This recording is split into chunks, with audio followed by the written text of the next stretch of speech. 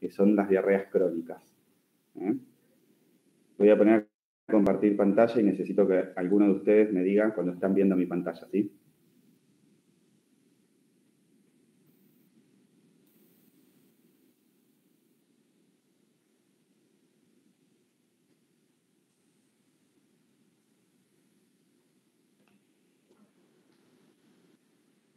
¿Me confirman cuando se vea, por favor? Ahora se ve. Sí, se ve. Bueno, chicos, decíamos entonces, el tema que nos toca hablar hoy es diarrea crónica en la edad pediátrica. Vamos a hablar sobre la definición de diarrea según el tipo de diarrea que tenga el paciente, según la duración de esa diarrea y sobre todo según la edad de presentación. Vamos a ver cuáles son los factores de riesgo más importantes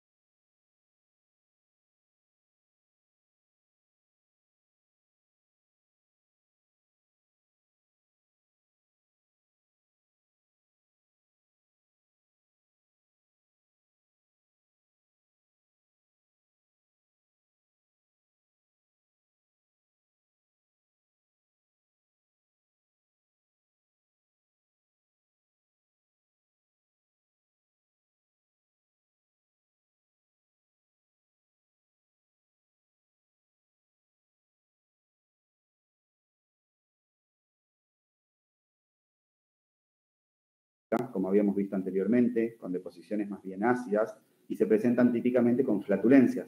Tengo mucha cantidad de hidratos de carbono que quedan en la luz intestinal y estos son utilizados por las bacterias intestinales, por las bacterias de la flora en su metabolismo, generando entonces más cantidad de flatulencias.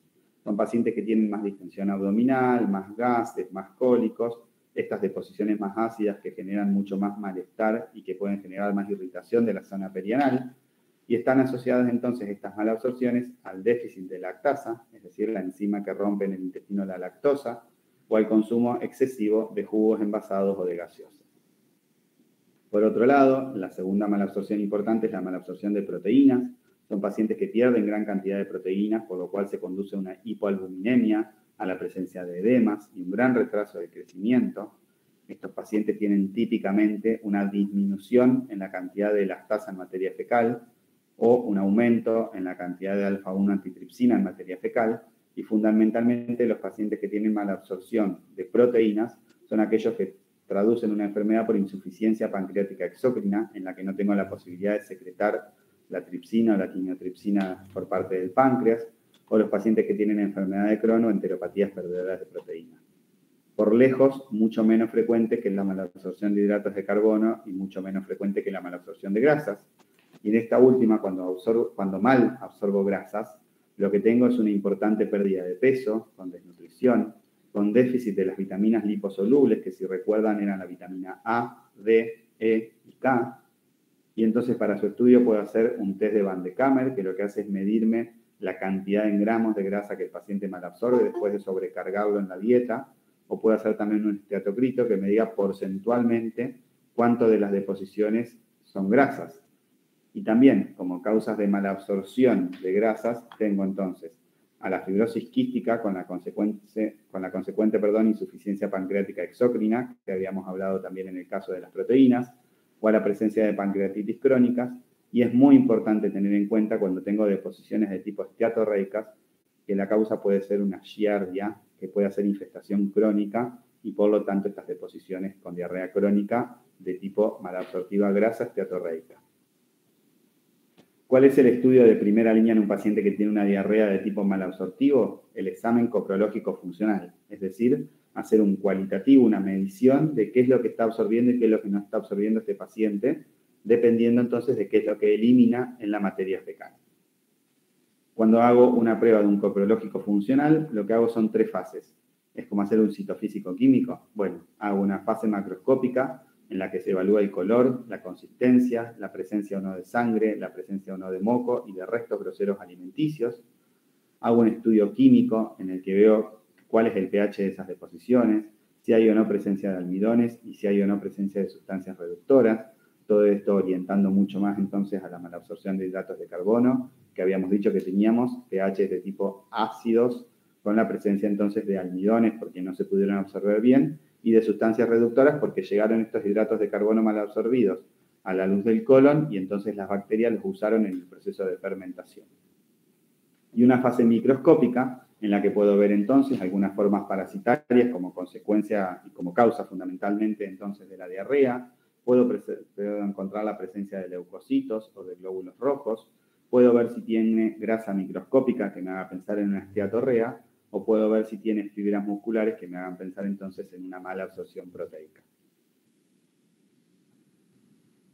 El segundo grupo de patologías importantes es cuando yo lo que tengo en realidad acá una reacción adversa al alimento. Y entonces decir que un paciente tiene una reacción adversa a algún tipo de alimentos hace que yo separe las reacciones en tóxicas y no tóxicas. Si yo lo que tengo es una intoxicación alimentaria, esa reacción adversa depende propiamente del alimento. Ahora, si yo tengo una reacción adversa no tóxica, esa reacción depende del huésped. ¿Qué significa esto? Reacciones tóxicas, intoxicación alimentaria. Es ese paciente entonces que está consumiendo hongos venenosos, alimentos contaminados, alimentos mal producidos o mal conservados. La intoxicación alimentaria que muchas veces escuchamos, ese paciente que típicamente no hace una diarrea crónica, sino que hace una diarrea hiperaguda, que en 1 o 2 días resuelve, que puede o no acompañarse de fiebre, pero son deposiciones explosivas que inician de la nada, como deposiciones así muy desligadas, muy acuosas, que se pueden o no acompañar de vómitos, pero en 1 o 2 días tienen que resolver. salvo que el paciente se siga sometiendo a la ingesta de este alimento contaminado, el paciente no debería cronificar la diarrea en una reacción tóxica. A diferencia de lo que sucede en las reacciones no tóxicas, que no dependen del alimento, sino que dependen del huésped, y entonces podemos tener reacciones no tóxicas de tipo intolerancia o reacciones de tipo hipersensibilidad. ¿De qué hablamos cuando hablamos de reacciones de tipo intolerancia? El paciente no tolera, no puede progresar adecuadamente determinado alimento en su tramo gastrointestinal. Algunas causas de intolerancia son farmacológicas, entonces estoy ingiriendo algún soluto que no tengo enzimáticamente la capacidad de absorberlo porque no lo tengo como ser humano. Por ejemplo, el exceso de metilxantinas. Pacientes que toman mucha cantidad de mate y con ese mate, o mucha cantidad de café y con ese café, presentan diarrea asociada. Sino también puede tener alguna intolerancia de tipo enzimática propiamente dicho, y acá el ejemplo es la tan conocida intolerancia a la lactosa.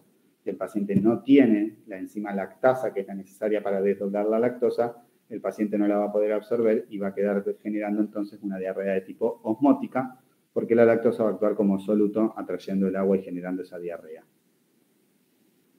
El otro tipo de reacción adversa al alimento que depende propiamente del huésped son las reacciones de tipo hipersensibilidad.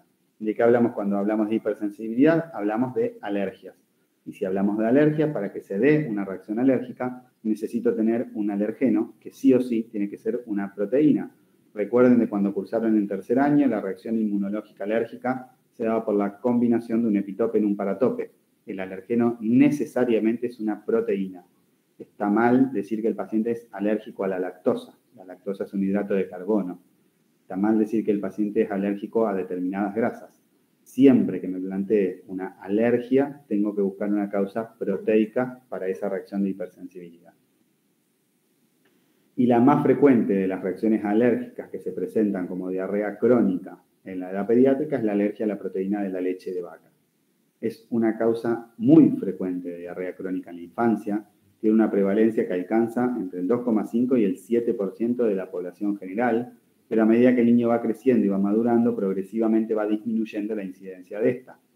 La mayoría de los chicos tienen un cuadro de diarrea crónica por alergia a la proteína de leche de vaca que resuelve espontáneamente durante la primera infancia. Y vamos a ver ahora en unas diapositivas más adelante que tenemos tres grandes tipos de diarrea por alergia a la proteína de leche de vaca.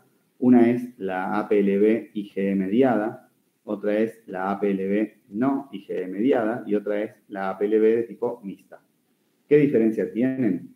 Esa alergia que no es mediada por IgE, esa alergia que es por inmunocomplejos, por formación de complejos celulares, tiende a resolver en la infancia, mientras que aquella alergia que es mediada por IgE puede persistir hasta la adolescencia, puede persistir hasta la adultez o incluso no resolver nunca en la vida. Entonces es importantísimo que conozcamos cuáles son las manifestaciones clínicas de la APLB, pero también que podamos diferenciar cuáles son aquellas que se asocian más con una alergia de tipo mediada por IgE y cuáles más con una alergia de tipo no mediada por IgE. ¿Cuáles son las manifestaciones clínicas de la alergia a la proteína de leche de vaca? Fundamentalmente gastrointestinales, con regurgitaciones, vómitos, diarreas, estreñimiento, eritema perianal, sangre en las deposiciones o una anemia de tipo ferropénica. Manifestaciones dermatológicas, manifestaciones con una piel de dermatitis atópica, de edema de labios o de los párpados, urticarias, un paciente con cuadros respiratorios a repetición, rinitis, tos, broncoespasmos y fundamentalmente cuando tengo afectación gastrointestinal, la presencia de dolor abdominal de tipo persistente o de tipo cólico. Voy a tener entonces, dijimos, dos grandes grupos que separan, una mediada por IgE y una no mediada por IgE, y un tercer grupo que va a ser la alergia de tipo mixto. Las alergias a la proteína de leche de vaca mediadas por IgE, como son mediadas por esta inmunoglobulina E, generan una reacción alérgica de tipo 1, es decir, histamínica. Esta reacción se caracteriza porque el paciente consume el alergeno y a los pocos minutos de eso empieza con la manifestación clínica de la liberación histamínica. Empieza con urticaria, dermatitis atópica, un síndrome de alergia oral con algunas lesiones, sobre todo de tipo urticarianas alrededor de la boca, un paciente con compromiso respiratorio, con broncoespasmos, con rinitis.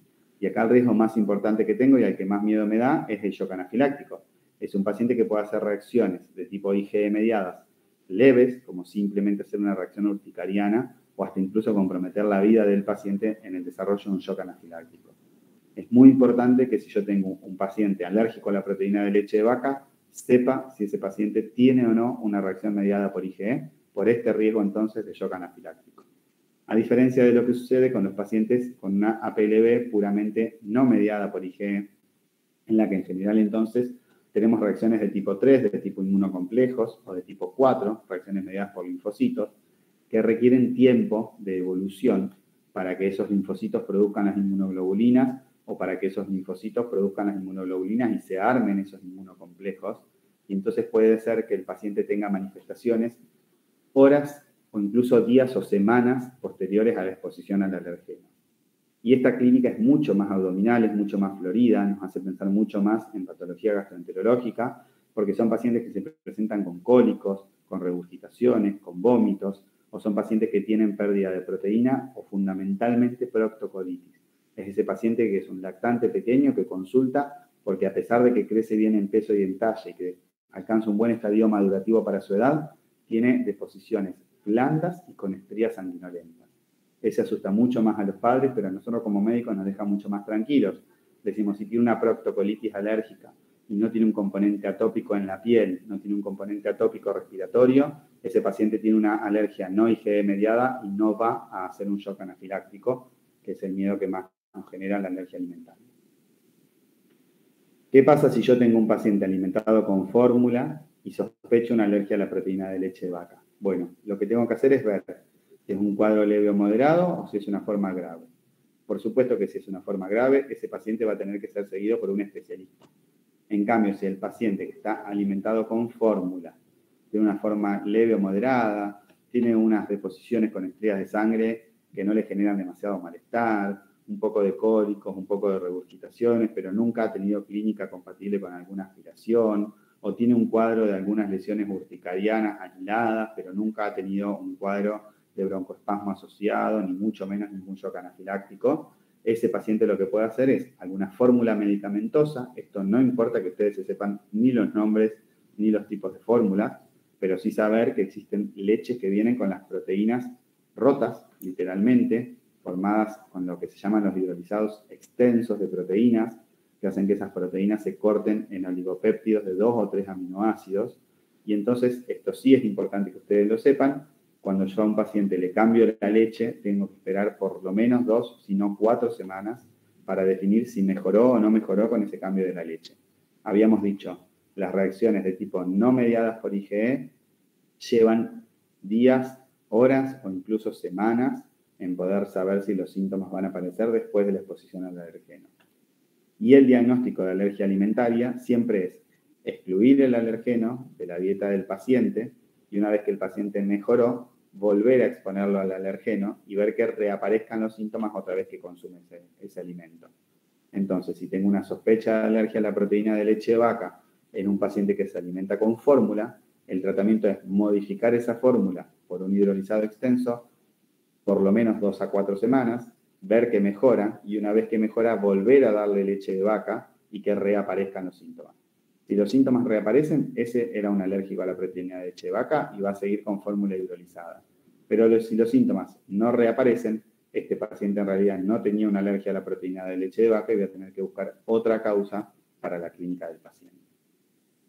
Diferente es cuando el paciente se alimenta con pecho materno exclusivo y ahí sospecho una alergia alimentaria. Entonces lo que hago acá es dejar con una dieta libre de proteína de leche de vaca a la madre, a la mamá que la está amamantando, también durante 2 a 4 semanas.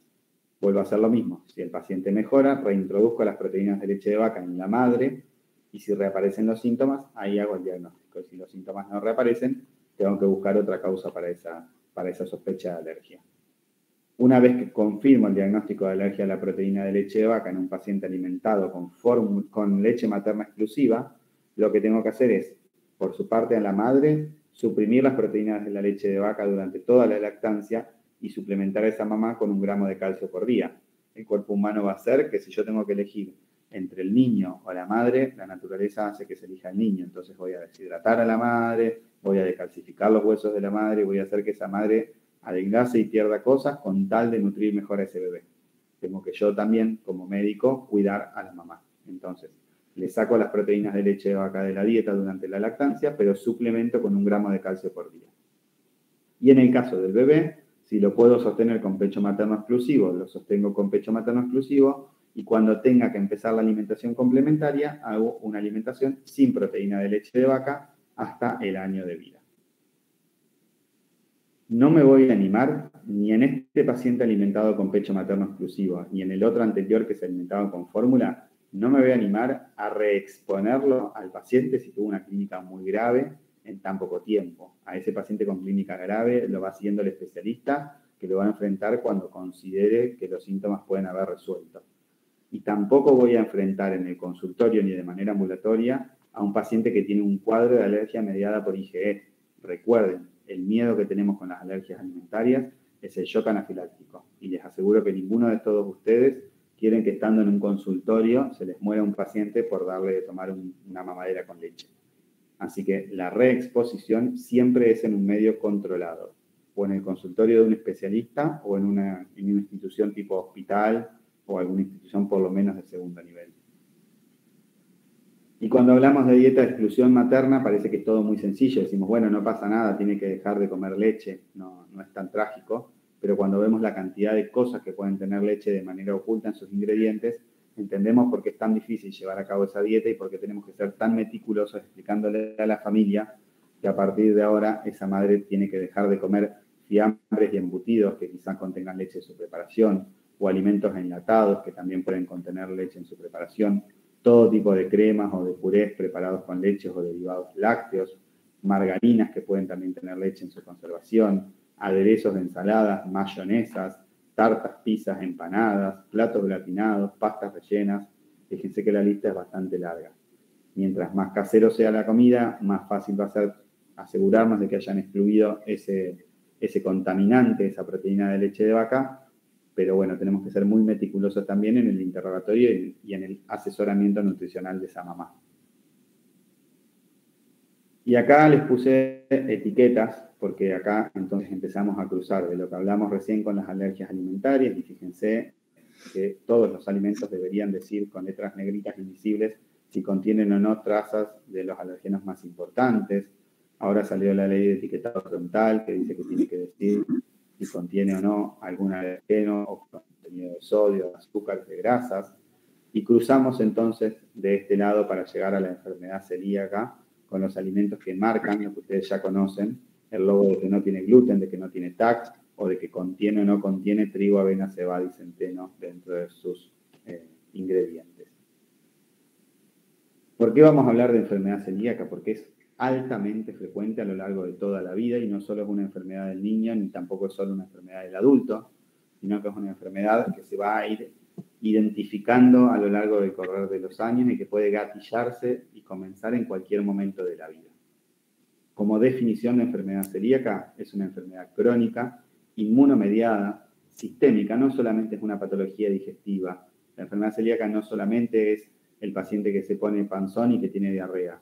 Este tiene manifestaciones sistémicas que se precipitan tras la ingestión de proteínas tóxicas del trigo, la avena, la cebada y el centeno, comúnmente llamada gluten, que afectan fundamentalmente al intestino delgado en los individuos que están genéticamente predispuestos. ¿Cuál es la clínica típica de la enfermedad celíaca? Es ese paciente que tiene una diarrea de tipo crónica, malabsortiva, con mucha distensión abdominal, que va perdiendo peso, que le cuesta crecer, entonces tiene un retraso de peso y de talla, que es un desnutrido crónico y que típicamente tiene alterado el esmalte dentario. Van a ver que en los dientes, muchos de los enfermos celíacos, no todos, pero sí muchos, tienen líneas blancas en el esmalte dentario. Tenemos sintomatología, la que se conoce como la sintomatología no clásica de síntomas digestivos y sintomatología no clásica de síntomas extradigestivos, que se agregan entonces a lo que habíamos visto recién de la distensión, la diarrea, la pérdida de peso o el mal progreso de la talla. El paciente puede también tener diarreas, pero que sean de tipo esporádicas, no necesariamente continuas. Puede alternar esas diarreas con deposiciones de consistencia habitual. Puede tener dolor abdominal tipo epigastralgia. Puede solo tener reflujo o vómitos, pérdida de apetito. Puede tener constipación en lugar de tener diarrea. O puede solo presentarse con transaminasas elevadas sin el resto de la clínica.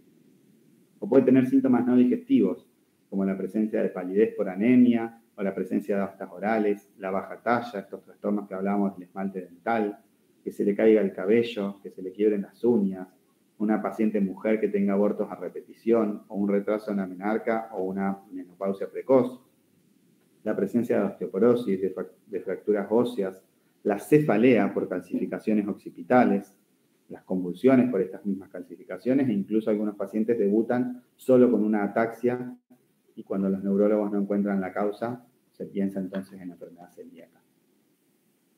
No vamos a hablar de esto, de los síntomas a lo largo de la vida, pero sí quería dejarles para que vean que no es lo mismo la clínica en el niño que la clínica en el adolescente y la clínica en el adulto. Esto va a estar después para que lo descarguen, pero siempre tenemos que pensar la enfermedad celíaca a lo largo de todas las etapas de la vida, ya dijimos, fuera de la edad del lactante que todavía no ha hecho tiempo de desarrollarla clínicamente.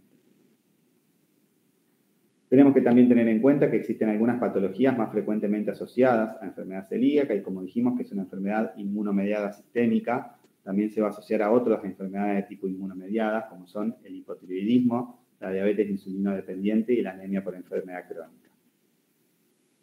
Para el estudio inicial de la enfermedad celíaca, lo que hacemos es el estudio de laboratorio, el dosaje de anticuerpos antitransglutaminasa en IgA, que es la inmunoglobulina de secreciones, y un dosaje total de inmunoglobulina A. Sabemos que hasta un 3 a un 7% de la población general puede tener un déficit selectivo de IgA, y entonces si yo pido una transglutaminasa sin pedir el dosaje de inmunoglobulina A, puedo tener un falso negativo porque en realidad no es que no tiene transglutaminasa, sino que no tiene IgA y produce los anticuerpos en alguna otra de las series de las inmunoglobulinas. Y muy por detrás del estudio serológico inicial, entonces les recuerdo, transglutaminasa en IgA y valor total de IgA. Muy por detrás de eso está el estudio genético, que es francamente resorte del especialista, que lo que nos hace es hablar de predisposición a la enfermedad celíaca, pero no nos hace el diagnóstico de enfermedad celíaca. Alrededor de un 30% de la población caucásica va a tener anticuerpos DQ2 y DQ8 positivos, y solamente entre el 1 y el 3% de la población caucásica va a ser celíaca. O sea que el estudio genético solo me sirve para decir aquellos que sean negativos tienen muy escasas a nulas posibilidades de ser celíacos, mientras que aquellos que sean positivos pueden o no ser celíacos indistintamente. Por ahora, y en nuestro medio, hasta nuevos consensos, el diagnóstico de enfermedad celíaca se confirma sí o sí con la realización de una endoscopía digestiva alta y la toma de biopsias del duodeno. No necesito que se sepan la clasificación de Marsh, por supuesto, pero acá vemos un intestino normal en el que veo las microvellosidades bien alargadas, bien simétricas, y a medida que va avanzando hay una atrofia vellositaria. Esto no es una poda de las vellosidades. Esta vellosidad, estos picos, son estos mismos de acá arriba. No está recortada la vellosidad, sino que lo que hay es una hiperplasia de las criptas. Estas criptas se llenan de un infiltrado inflamatorio, fíjense la cantidad de núcleos celulares que hay, que hacen que se vea mucho más aplanado, a diferencia de lo que veo en la normalidad. Para decir que un paciente es celíaco, entonces, al día de hoy necesito sí o sí la biopsia de duodeno que me diga que tengo un Marsh 3A, 3B o 3C. No puedo, al momento, certificar el diagnóstico de enfermedad celíaca sin la realización de biopsias del duodeno.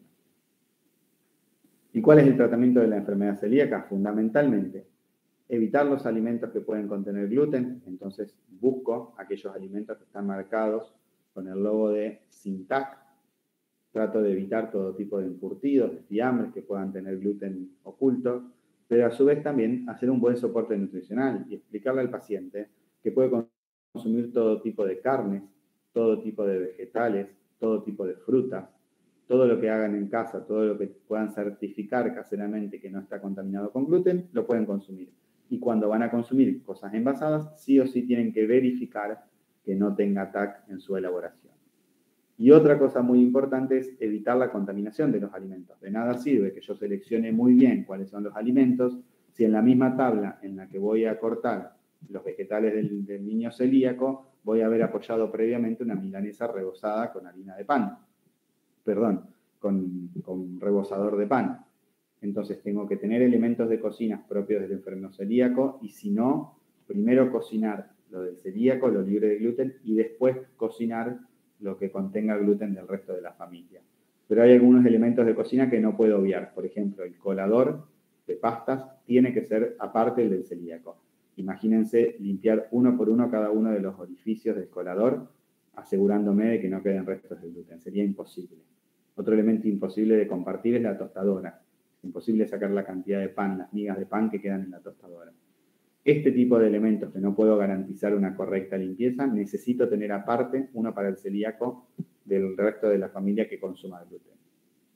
Y en cuanto al almacenamiento de las comidas, es muy importante que las comidas que no contienen gluten se almacenen en la parte superior, tanto de la heladera como de las alacenas, y los alimentos que contengan gluten se alojen en la parte inferior, tanto de las heladeras como de las alacenas. Cosa de que si algunas partículas cayeran por gravedad, caigan partículas libres de gluten por sobre los alimentos con gluten y no caigan partículas de gluten por sobre los alimentos libres de gluten. Entonces, el tratamiento de la enfermedad celíaca es, por un lado, la dieta libre de gluten y, por el otro, ojo con la contaminación. De nada sirve hacer muy bien toda la pesquisa de la dieta si voy a estar contaminando los alimentos en la preparación o cuando lo voy a servir a la mesa. ¿Y por qué insistimos tanto con la enfermedad celíaca? ¿Cuál es la importancia? La importancia es la sintomática, la importancia es que el paciente está con diarrea, que está con dolor abdominal, que está con distensión, que tiene una anemia crónica, que tiene caída del cabello, pero fundamentalmente la importancia también es cuáles son las complicaciones de la enfermedad celíaca no tratada, porque muchos de los pacientes se diagnostican solo por ser familiares directos de otro celíaco. Pero si yo no hago un buen tratamiento de la enfermedad celíaca, que es tan sencillo como excluir el gluten de la dieta, ese paciente se expone a tener un hipoesplenismo, puede hacer algún tipo de sprue, puede tener trastornos de fertilidad, puede tener insuficiencia pancreática que le condicione entonces la ingesta de proteínas y de grasas, puede tener osteopenia y osteoporosis con fracturas, puede tener algunas patologías ulcerosas, puede tener sobredesarrollo bacteriano, y fíjense esto que es importante, tiene elevación del riesgo de síndromes linfoproliferativos, aumenta significativamente el riesgo de linfoma de Hodgkin y de carcinomas de faringe, esófago, estómago y recto, y aumentan también la asociación con otras patologías autoinmunes, como habíamos hablado, sobre todo hipotiroidismo y diabetes. Vamos a algo un poco menos frecuente, la enfermedad inflamatoria intestinal. El concepto de enfermedad inflamatoria intestinal incluye dos grandes patologías, la colitis ulcerosa y la enfermedad de Crohn, y entre medio de todas estas nos queda la colitis indeterminada, en aquella en la cual no podemos decir el paciente francamente tiene una colitis ulcerosa o francamente tiene una enfermedad de Crohn. ¿Qué diferencia la colitis ulcerosa del Crohn? La colitis ulcerosa es una patología de la mucosa del colon. Afecta fundamentalmente el colon de manera distal hasta proximal y de manera continua. En cambio, la enfermedad de Crohn no solo es mucosa, sino que es transmural, va a poder afectar las 4 capas del intestino. ¿Se acuerdan que era mucosa, submucosa, muscular y serosa? En cualquier segmento del tubo digestivo, de la boca hasta el ano, y con una afectación de tipo fundamentalmente discontinua parcheada. ¿Por qué hablamos de enfermedad inflamatoria intestinal en la edad pediátrica? Si sabemos que la mayoría de la patología inflamatoria intestinal se presenta entre la tercera y la cuarta década de la vida. Bueno, porque entre un 25 y un 30% de las enfermedades de Crohn y hasta un 20% de las colitis ulcerosas son diagnosticadas en la edad pediátrica. O sea que sí o sí, en estos pacientes en edad pediátrica, tengo que igualmente tener prendida la alarma de las enfermedades inflamatorias intestinales. Es una patología que predomina mucho más en países industrializados y en las zonas urbanas, y en la que los menores de 5 años suponen solo un 4%, por lo que se me hace un poco más difícil sospecharla si no lo tengo siempre en mente. ¿Y cuál es la fisiopatología de la enfermedad inflamatoria intestinal? Bueno, no se conoce del todo y se cree que confluyen 4 grandes cosas que son, primero, una susceptibilidad genética, con la presencia de antígenos microbianos que generan una respuesta inmune permitida entonces por factores medioambientales. En síntesis, se cree que lo que hay es una interacción del epitelio intestinal con la microbiota en la que aumenta la permeabilidad intestinal y hay una pérdida de tolerancia entonces por parte de las células intestinales a esa microbiota y se producen anticuerpos contra las bacterias que habitualmente habitan el intestino y también se producen autoanticuerpos contra las células caliciformes del intestino responsables entonces de todo el proceso inflamatorio. ¿Cuándo sospecho colitis ulcerosa? En aquel paciente dijimos tenía afectación que empezaba en el recto y se iba haciendo de forma ascendente, de distal a proximal, de manera continua. Y si recuerdan bien al principio de la charla, habíamos dicho la diarrea de tipo inflamatoria es esa diarrea colónica. Y ahí me trae a la colitis ulcerosa.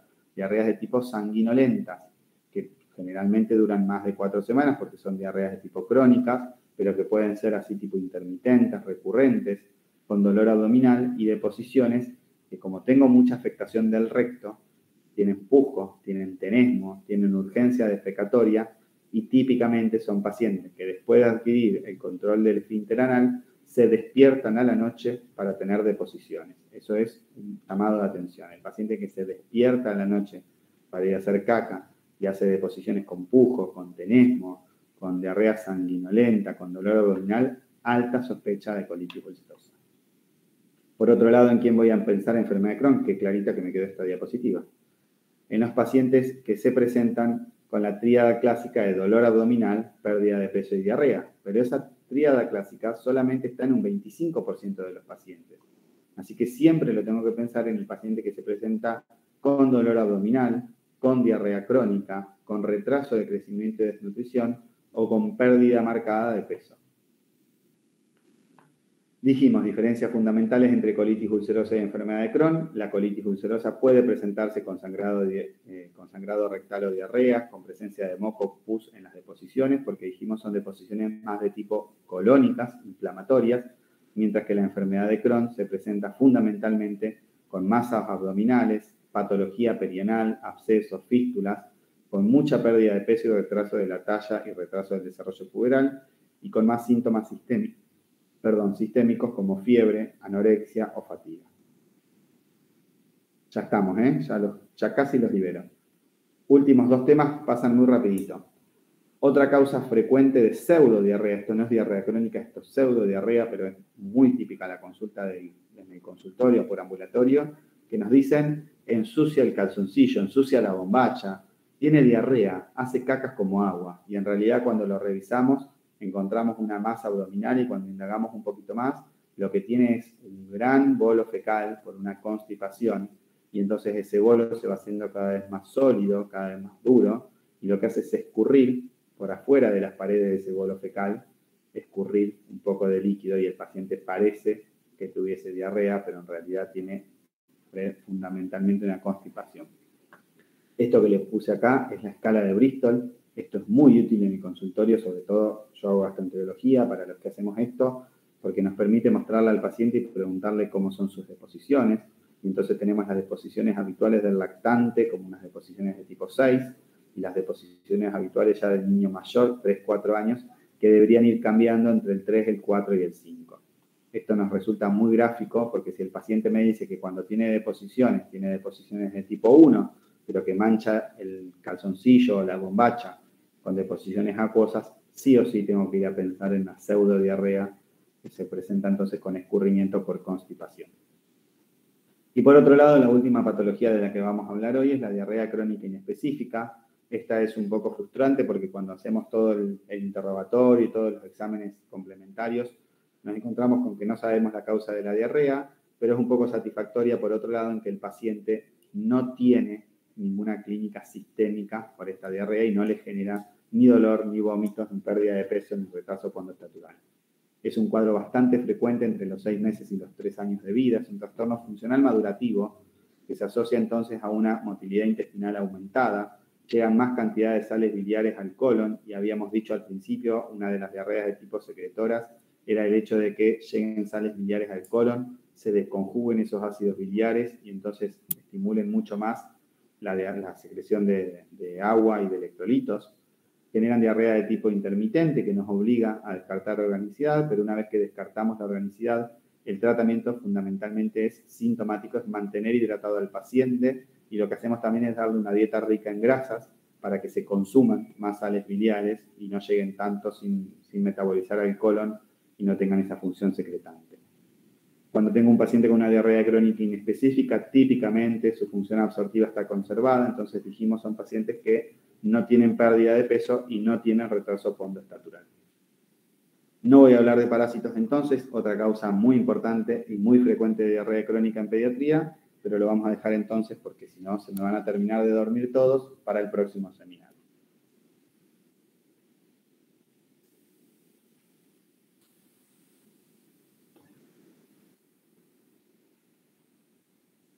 muchos temas hoy, ¿no es cierto? Chicos, los escucho. ¿Dudas, preguntas?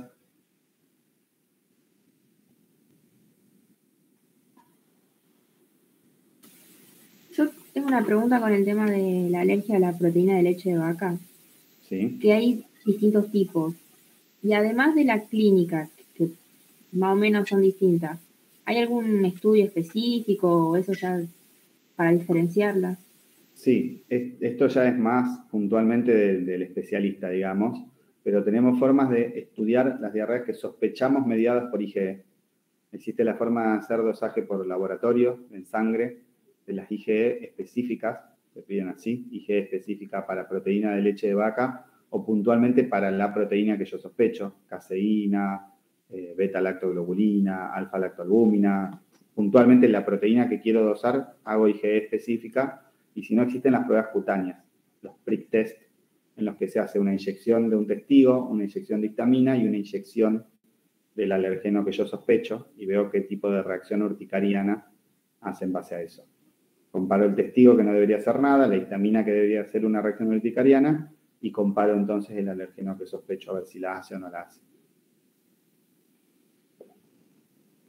Bueno, gracias.